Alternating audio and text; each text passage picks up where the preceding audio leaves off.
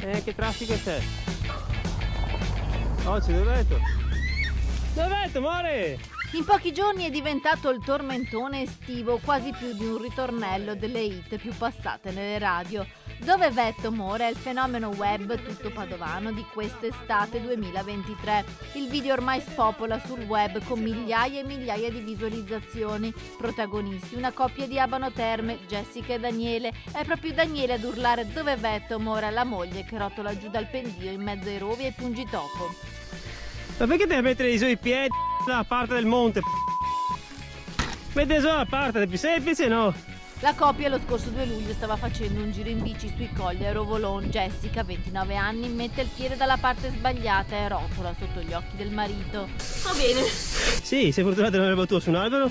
Tra improperi e preoccupazione, Daniele tenta di recuperarla giù dal pendio. No, stai fermala.